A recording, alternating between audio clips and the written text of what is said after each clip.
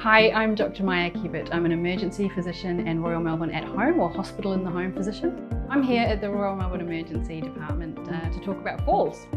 Falls cause probably the most hospitalisations and most deaths across Australia of all types of injuries. Over half of those falls are caused by people just falling from standing height, but there's obviously the more common ones in the younger age groups. So if you're a paediatric patient, so a child, you're probably more likely to have had an accident. You fell off a trampoline or you fell off something while practicing your newfound skills. When you get a little bit older, you're more likely to have an accident like falling off a ladder or falling from some other height. And then the older you get, the more likely you are to suffer major or even fracture-related injury from just falling over from standing height. The most common types of injuries we see after a fall are head injuries, and that ranges from a wound on the head, and you might see some blood, and sometimes you can feel the injury to the scalp, or at a really severe spectrum, the person might be unconscious and not able to speak with you. The other really common injuries after a fall are fractures, and we find the most common injuries are around the humerus, so around your shoulder, around your wrist when you put your hands out, and around your hips. Lots of people fracture their hips when they fall. It can be hard to know if those injuries exist because none of us have X-ray vision. So if you've got any suspicion, either immediately or a day or two after the fall, when people aren't using their limbs or looking the way they should, it's always a good idea to get an objective opinion about whether an injury actually exists. There are obviously much more severe injuries that can happen. We can get rib fractures, injuries to lungs or solid organs like our spleen or our liver. Normally, somebody who knows that person well will be able to say, I think there's something wrong here. And it's important to trust your gut in those situations.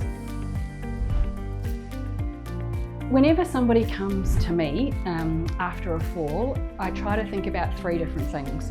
One is, what have they done to themselves after their fall? What are their injuries? And often that's a lot harder than it sounds. Why did they fall? Is there something else going on that has caused them to fall over?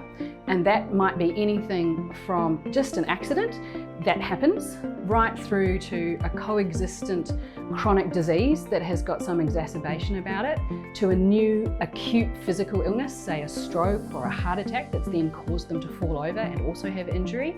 Or it might be something that takes a little bit more detective work, like it's to do with their environment, it's to do with the medications that they're taking, or more commonly, as you get older, it's because they have the inability to balance themselves or muscle strength, and it's got more to do with some preventative things that we could have done earlier on in their life that we're playing catch up in.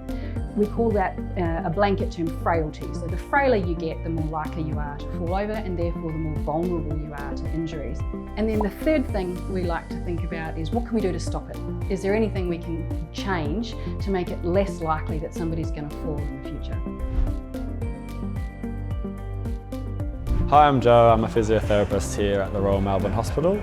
If patients are admitted to hospital after a fall, our first priority is just to get them up and moving in a safe way. So it might be using a new gait aid, or it might be therapists providing assistance just to get them up and moving. After that, we try to set them up with a program so that they can recover from whatever their injury is, or they might have to stay off their injured arm or leg while it's healing. And then we work as a team to try to understand the cause of the fall. So maybe there's some environmental factors or trip hazards, or maybe there's more of a medical issue that's contributed to the fall. So we have to work as a team to try to prevent falls happening in the long term. If someone's had a fall and they're ready to go home from hospital, but they still needed a bit of extra support to safely move at home, we'll often recommend a mobility aid just to keep them safe. A common mobility aid is the four-wheel frame, so that's recommended for people who maybe have balance issues or they're needing something to hold onto while they're walking. It's also quite useful because it has a seat, so if people get tired and there's nowhere to sit, they can stop and safely have a rest. The other common aids we recommend to people is walking sticks or crutches. They're good again for balance, but they're also a good signal to the rest of the community to just be careful near this person when they're out and walking.